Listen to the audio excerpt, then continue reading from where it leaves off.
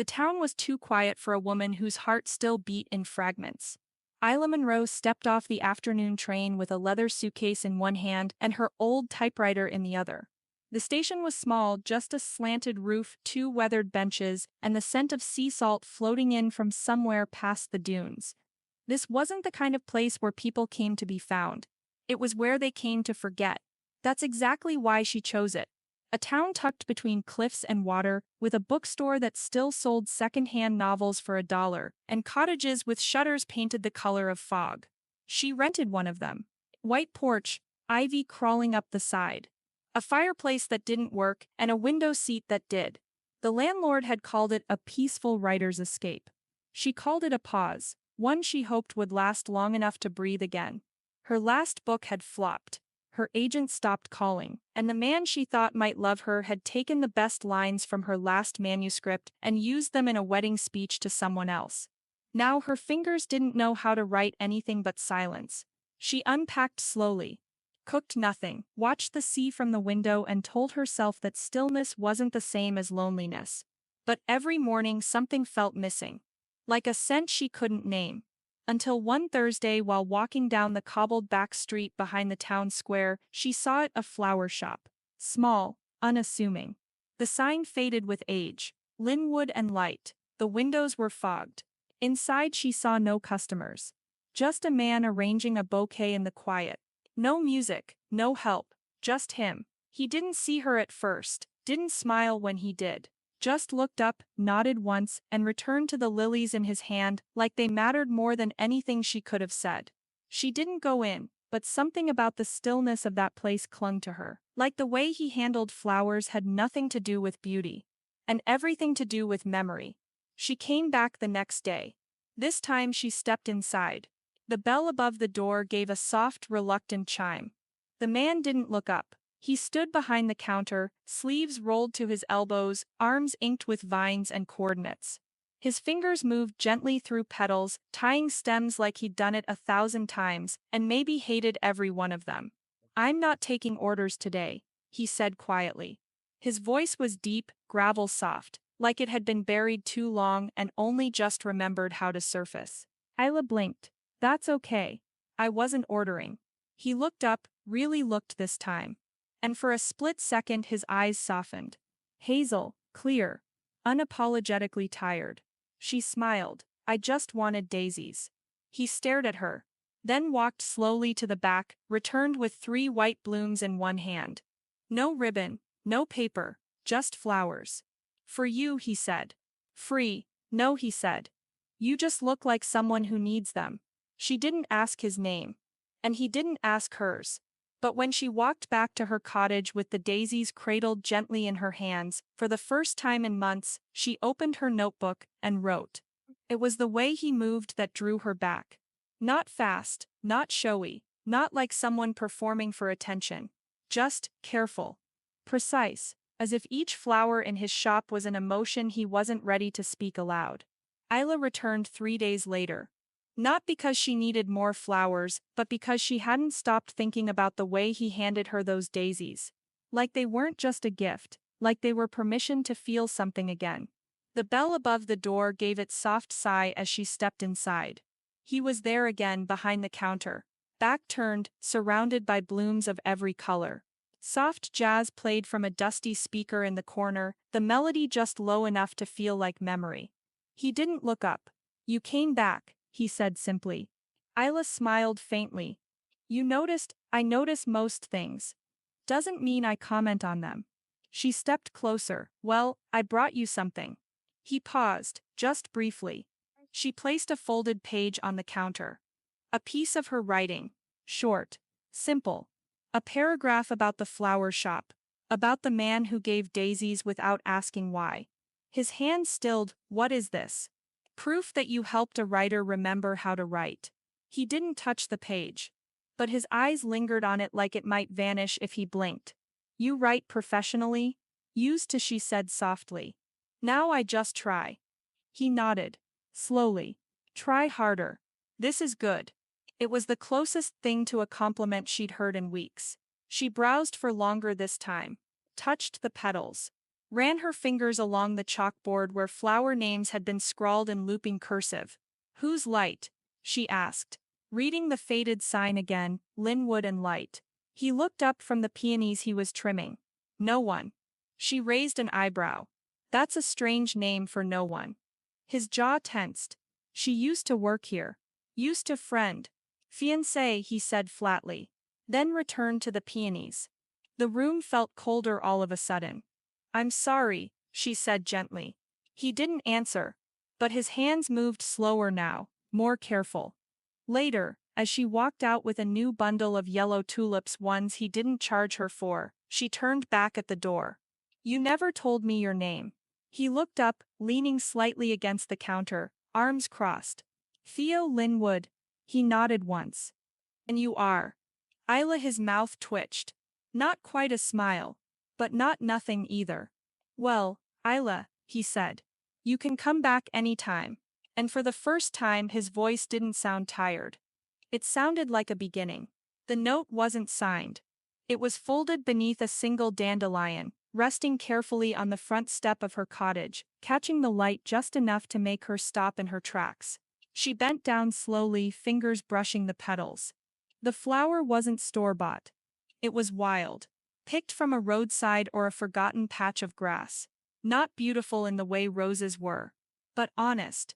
And the note, only 5 words, scribbled in neat, cautious handwriting. "You looked like you needed one." She stared at it for a long time. Not because it shocked her, but because it didn't. Some part of her had expected this. And that made her chest ache in a way she hadn't let herself feel in months. She carried the dandelion inside, placed it in a glass beside the window where the light touched best. It looked like a sunbeam. Or maybe just a memory trying to stay alive. Her tea went cold beside her as she sat on the couch, staring at the flower. Theo hadn't signed it. But she knew. Who else would leave something so small and so soft, yet say everything she hadn't dared ask for? She returned to the shop that afternoon. Didn't say anything about the flower. Neither did he. She walked in and he glanced up, pausing just long enough to hold her gaze. There was something in his expression that hadn't been there before. Stillness, yes. But no longer distance. "I brought something for you," she said. He looked at her hands. Empty. She walked to the counter and reached into her coat pocket. A folded note. She placed it beside the cash register. "Don't read it now." He didn't touch it. Just nodded once. And for the next 20 minutes, they said nothing more. She watched him rearrange irises. He let her stay. That night, as rain pattered against her windows and the ocean roared in the distance, a knock sounded at her door. Not the bell. A knock. She opened it slowly. No one. Only a jar. Inside 3 dandelions. And a new note, tied with twine. "Some things grow even where they're not planted. Keep writing." Her breath hitched. Not because she was surprised, but because no one had ever seen her quite so gently before. And in that moment she realized something. Maybe healing didn't arrive with grand gestures or loud declarations. Maybe it came one dandelion at a time. Left quietly on a doorstep. By someone who didn't need to be thanked to know they mattered. The community garden sat behind the library. Tucked between an old stone wall and a cluster of pine trees that whispered in the wind like they remembered too much. It wasn't much. A few raised beds. A half-broken bench. Lavender that had overgrown into wild tangles, and a single weathered sign that read, "Let things grow." Even you. Isla stood at the edge of the garden gate, holding a paper bag of gloves and seed packets, watching Theo kneel beside a patch of dying thyme. "I didn't know you volunteered here," she said. He didn't look up. "I don't. I just fix things no one else notices." She smiled. "You always fix things quietly." He glanced at her. "I don't fix people." "Who said I needed fixing?" A pause. He stood slowly, wiping his hands on the side of his pants. "Want to help me replant this section?" She nodded. He handed her a trowel. Didn't say anything more. They worked for over an hour. Pulling weeds. Turning soil. Isla digging small trenches with more enthusiasm than skill. Theo said nothing about her technique. Just handed her water when she needed it and placed stones around the edges of the beds like he was building something that could last. At one point she brushed dirt from her forehead and looked over at him. Crouched in the sunlight, shadows tucked beneath his eyes, and asked quietly, "Do you always do things that help other people feel better, without letting them help you back?" He froze, hand mid-reach toward a broken lavender stalk. Then quietly, "I don't do it to be repaid." "I know," she said. "That's what scares me." Their eyes met across the soil. And for a moment everything stilled. The air. The wind. The ache. Later they sat on the old bench, dirt under their nails, sun dipping low beyond the pines. Theo pulled off his gloves, stared at the calluses on his hands. "I lost someone here," he said suddenly. Isla turned to him. He didn't look at her. Just kept watching the beds. She used to plant marigolds every spring. Never missed a year. Even when she was sick. Isla said nothing. He let the silence breathe. "She died in the middle of summer. I didn't know what to do with all the flowers that kept blooming without her." Isla's voice was soft. "So you kept them alive?" He nodded once. "It was the only way I knew how to say goodbye." They didn't speak for a while after that. But they sat side by side until the stars appeared. And when she finally stood to leave, Theo handed her a single marigold from the edge of the bed. No words. Just a look. And something tender in his hands, that neither of them dared name yet. The cottage was quiet that night. Except for the steady rhythm of keys tapping against her old typewriter. Click. Space. Click click. Isla hadn't written like this in over a year. Not since him. Not since the man who praised her metaphors and stole her endings. Who said her stories were pretty. But she wasn't brave enough to live in them. But tonight the words poured out. Not pretty. Not polished. But alive. And every paragraph somehow led back to him. Theo Linwood. She didn't call him that in the draft. She named him Reed. A florist who didn't believe in love. A man who arranged bouquets like puzzles no one else could solve. A man who looked at a wilted petal and didn't throw it away. Just cut it softer. She wrote his hands first. Then his voice. Then the way he looked at people without needing to be looked back at. And then she wrote the girl. The writer who came to town to hide. Who thought she'd forgotten how to feel anything real, until he left dandelions on her doorstep. By morning she had 7 pages. Rough. Raw. Real. But the ache in her chest was gone. And in its place something quiet bloomed. A chapter. A chance. A beginning she hadn't planned. She visited the shop that afternoon. Theo was trimming eucalyptus, the scent drifting through the room like memory. "You smell like a forest," she said as the bell above the door sighed. He looked up. Lips twitching. "Is that a compliment?" "Depends on the forest." He smirked. "Almost." "Did you write?" She blinked. "How did you know?" "I just did." She studied him. "You're turning out to be very inconvenient for my writer's block." He raised an eyebrow. "Want me to stop?" "No," she said quietly. He paused. "Good." That day he let her behind the counter. Only for a moment. Only to help tie a bouquet with soft cream-colored roses and sprigs of thyme. His fingers grazed hers by accident. Neither of them moved. But the moment pulsed like a heartbeat between them. And when she left, he handed her a sprig of rosemary. "For memory," he said. She didn't ask what memory he meant. Because somehow it felt like he'd given her back hers. That night, she wrote the next chapter. And in it Reed kissed the girl beneath a string of cafe lights. Not because he meant to. But because he'd forgotten how not to want her. And maybe, just maybe, Isla wasn't writing fiction anymore. The rain came suddenly. Not the kind that whispered or tapped. But the kind that roared. The kind that turned roads into rivers and skies into cracked mirrors of lightning. Isla had only stopped by the shop to drop off a wrapped copy of her new chapter. She hadn't meant to stay. But the moment the wind howled, Theo turned sharply from the counter. You can't go back in that. She blinked at the sheet of rain cascading against the windows. No umbrella in the world is brave enough for that. He motioned to the back. Greenhouse is safer than the street. Come on. The greenhouse was tucked behind the flower shop like a secret he didn't share with most. It wasn't sleek or modern. It was old glass and rusted hinges. Vines curled along the beams. Lanterns hung from nails in the ceiling, flickering with soft gold. It smelled like rosemary, damp moss, and earth warmed by memory. As the door creaked shut behind them, thunder rolled above low and steady, like the sky had something to confess.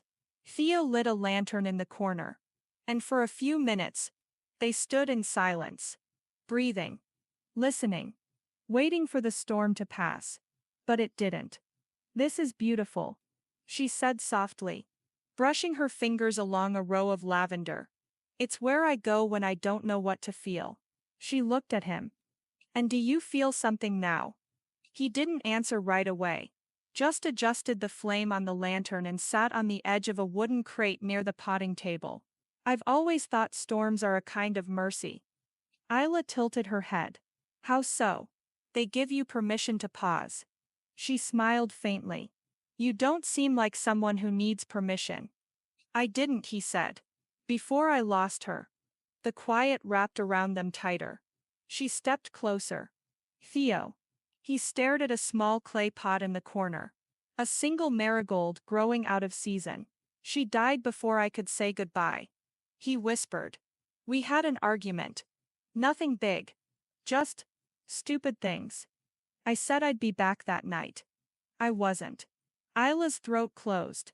She left the door unlocked for me. She never woke up. Isla sat beside him slowly. Not touching. Just close. I'm sorry. He nodded once. Jaw tight. She used to say grief is a garden that only grows when you don't look at it. She laughed softly. Eyes wet. That sounds like something I'd write. You would have liked her. She would have loved you. Lightning flashed, bathing the greenhouse in silver. And then, silence again. Except for their breathing. Their hearts. Their ghosts. Isla turned to him. What are you afraid of now? He looked at her. Really looked. That if I let something grow again, I won't survive losing it. She reached for his hand. Warm. Calloused.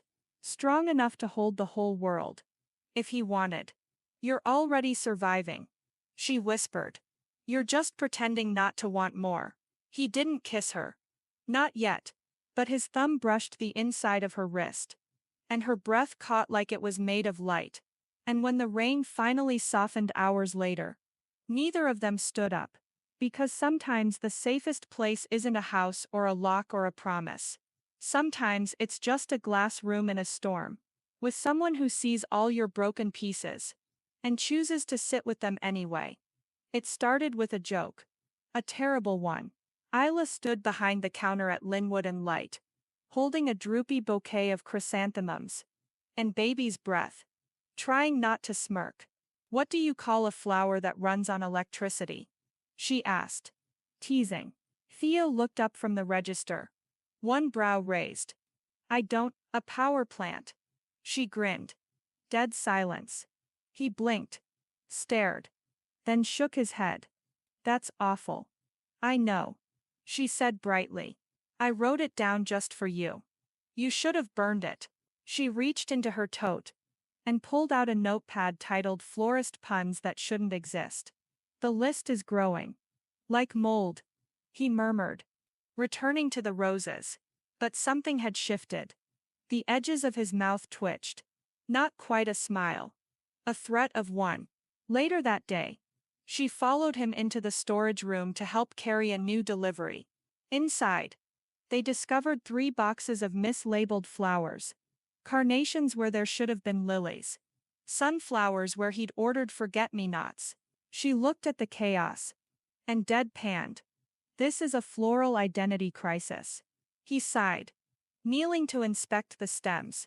We'll have to redo the entire weekend's orders. Sounds like we need flower therapy. He didn't respond. She nudged him lightly with her foot. Pedal to the metal. He glanced up.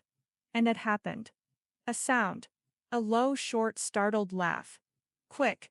Rough. Like it hadn't been used in a long time. She froze. His face shifted instantly. Like he regretted letting it out. But she caught it. That tiny laugh broke something open. And she couldn't stop the grin blooming across her face.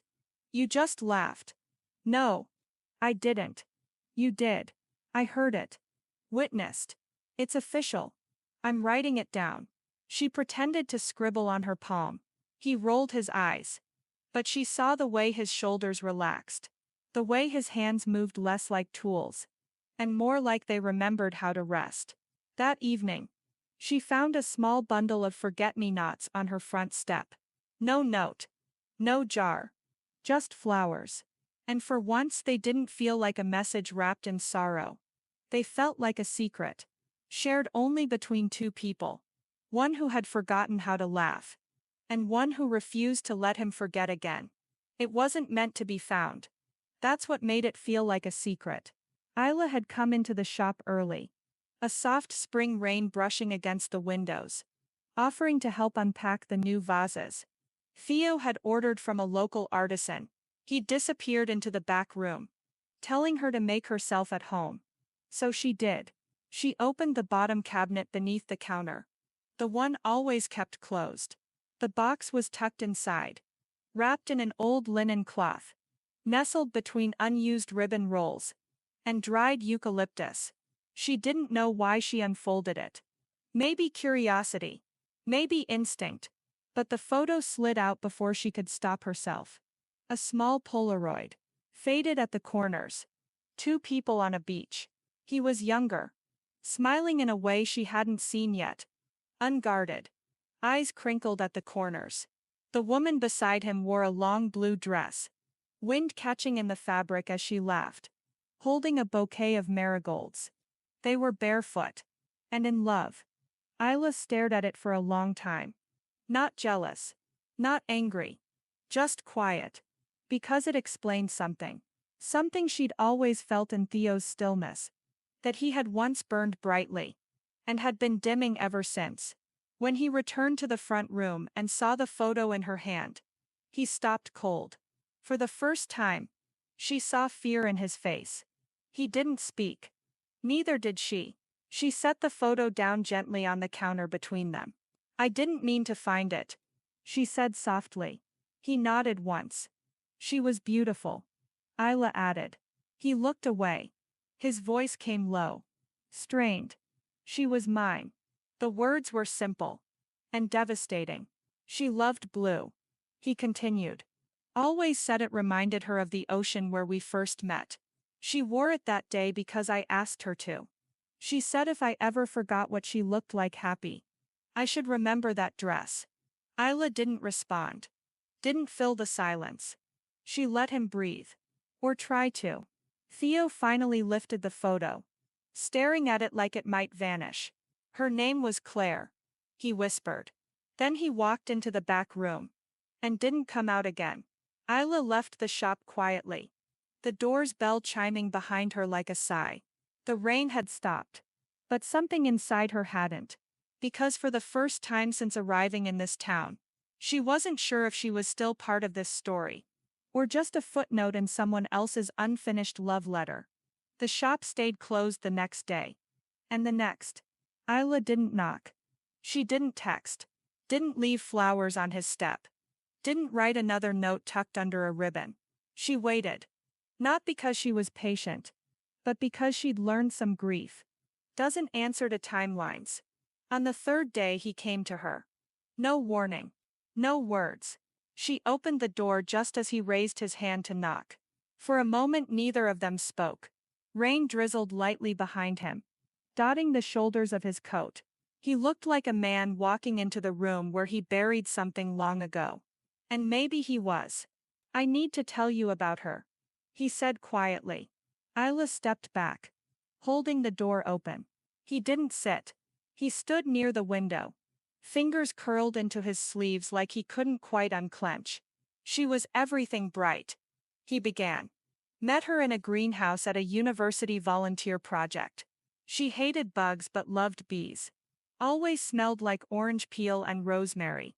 His voice was calm, measured. But his eyes told another story. We were engaged for 6 months. I proposed with a ring tied to a bouquet of violets. She thought it was too poetic. I thought it was perfect. A pause. She died on a Tuesday. Isla swallowed. She had a heart condition she didn't know about. I left her a voicemail that morning, complaining about a late shipment of daffodils. I didn't know it would be the last thing she'd hear from me. He looked down at the floor. She was gone before I got home. Silence. Then I didn't go to the funeral. Isla's breath caught. I couldn't see her in a box. After seeing her in blue, the room stayed quiet. No sympathy. No filler. Just breath. And truth. Then Theo looked at her. I've tried to forget her, he whispered. But she's everywhere. In the dirt. In the petals. In the silence I can't seem to break. He stepped closer. And then you showed up. Her chest tightened. And suddenly everything started blooming again. She stared at him, searching for the shadow behind his eyes. And do you know what scared me the most? He asked. What? That I might fall in love with you and bury you in the same garden. Tears blurred her vision. She stepped toward him, voice trembling.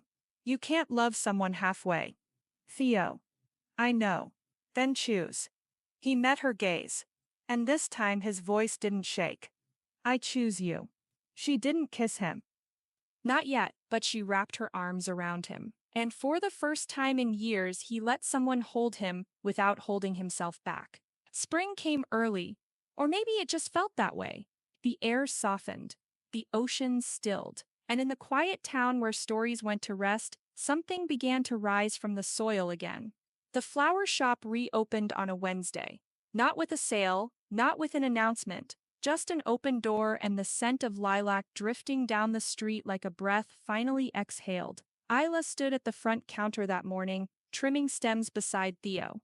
They didn't speak much, but they didn't need to. The silence between them was no longer sharp. It had turned into something warm, something shared. He handed her a spool of ribbon, fingers brushing hers, and said softly, I want you to name the next bouquet. She blinked. I'm terrible at names. You're a writer. Exactly. I overthink everything. He waited. She looked at the arrangement in front of them. Peonies, lavender, little wild daisies tucked in like laughter. She smiled. Call it second sunrise. Theo's head tilted. Why? Because that's what you've been since I got here. His eyes met hers, and for the first time she saw it, a full smile. Quiet, honest, no shadows in it, just light. They spent the afternoon in the garden behind the shop, pulling weeds, laughing softly, hands covered in soil. The bench she first sat on had been sanded down, a fresh coat of paint. He was making space, not just in the soil, but in his life. For her, later he found her inside the greenhouse, arranging wildflowers in glass bottles. He leaned against the doorframe. You're different here. She looked up. Different how? Lighter. She shrugged. Maybe I'm just less afraid of being seen. He stepped closer. I see you. Her eyes didn't leave his. I see you too. That night they sat on the front porch of her cottage, knees touching, the sky painted in lavender and gold. She leaned her head on his shoulder, and he rested his hand over hers without asking. I used to think everything I loved would be taken from me, he murmured. And now, he looked at her. You make me want to keep things alive. The field lay just beyond the cliff trail, hidden behind wind-worn fences and a row of whispering poplars that only the locals seemed to remember. Theo called it the forgotten place. But Isla, she called it a secret, a sacred one.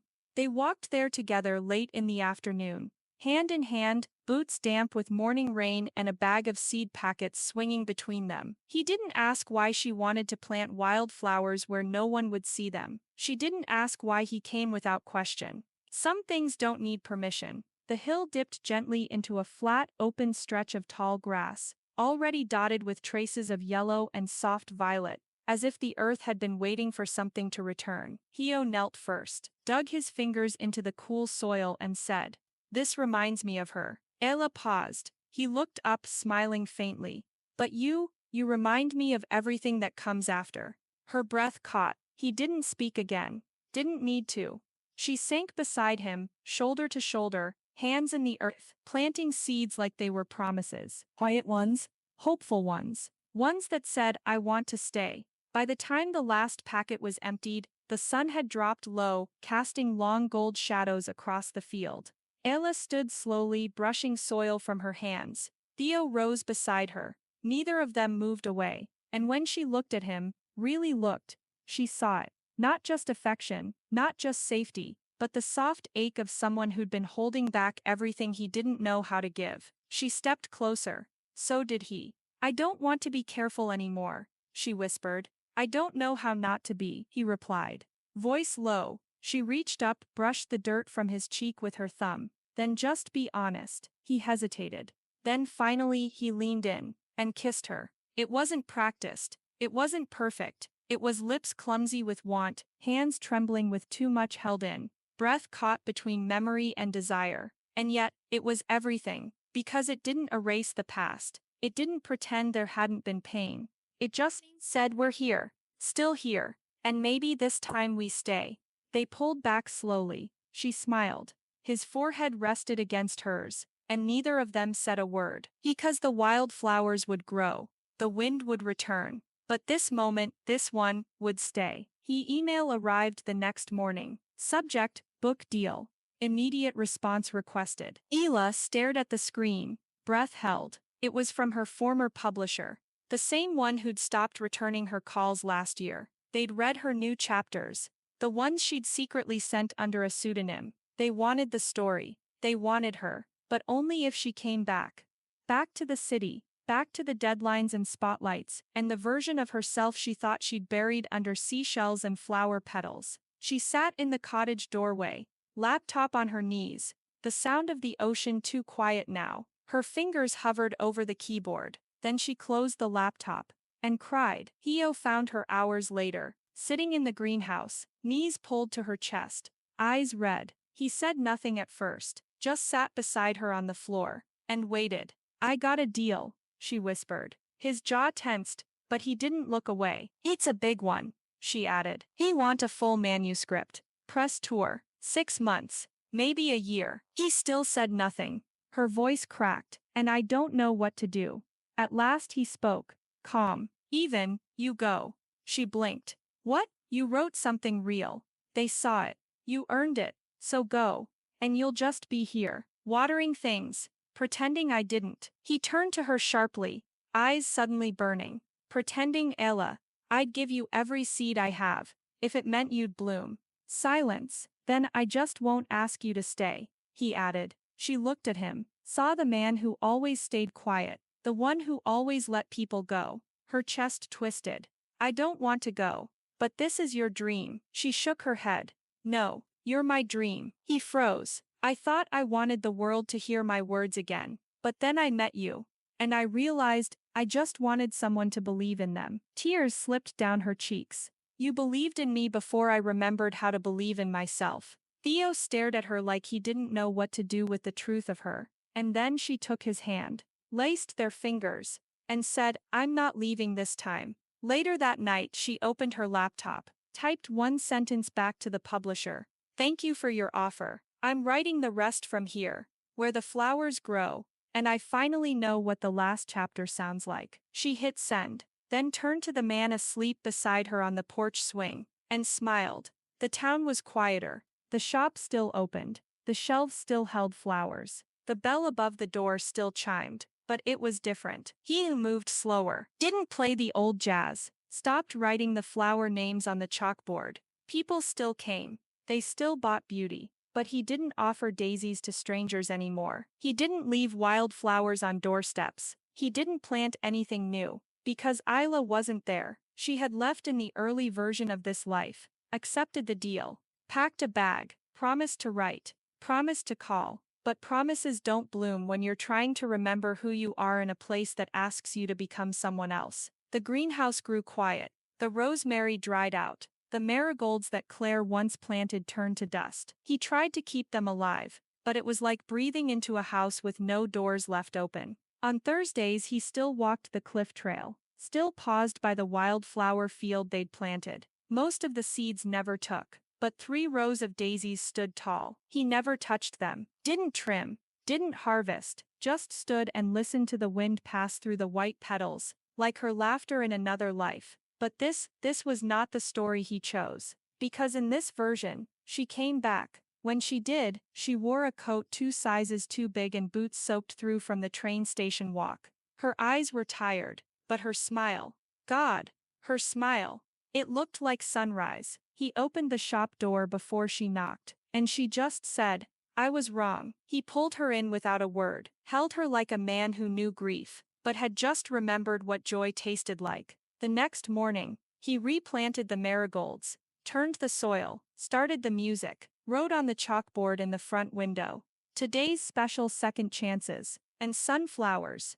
The new shop opened on the first Sunday of June. It didn't have a grand ribbon cutting or a press release. No influencers. No cameras. Just a painted wooden sign hanging beneath a string of soft golden bulbs. Linwood and Monroe. Stories in bloom. 1 part flowers. 1 part books. All of it love. Inside, the walls were lined with shelves, some holding novels, others holding glass jars with wild stems, tiny tags hanging from their necks with lines of poetry. Hila arranged the paperbacks alphabetically. Hio arranged the vases by scent. They argued about music and paint colors, kissed between chapters and bouquets, wrote together on slow afternoons, when the sunlight poured through the front windows like an old friend returning. On the first day, a girl came in holding her mother's hand. She pointed to a display of handwritten cards beside the tulips. "Can I read one?" Hila nodded. The girl picked up a card and read softly, "The earth remembers love that's planted gently." She smiled. "That's pretty," she said. "Who wrote it?" Hio answered without looking up from his potting table. "She did." Hila looked at him. He smiled, really smiled. And that was when she knew this wasn't a chapter in someone else's story. It was the whole book. Later that evening they closed up early, walked hand in hand to the wildflower field. The daisies had bloomed again. This time, so had everything else. Sunflowers, poppies, lavender. It looked like a place the world had forgotten. And they had rewritten. They sat on the blanket, shoulders touching, hearts full. Hio pulled a folded piece of paper from his back pocket. "What's that?" she asked. He handed it to her. Inside, "Dear Isla, you are not the reason I started healing. You are the reason I stopped being afraid to." Tears welled in her eyes. She looked at him. "I never finished the story," she whispered. He reached for her hand. "You just did." And with the stars overhead, and the scent of marigolds in the air, she leaned her head on his shoulder and whispered the last line out loud. "The florist who forgot how to love remembers now, because the last chapter is you."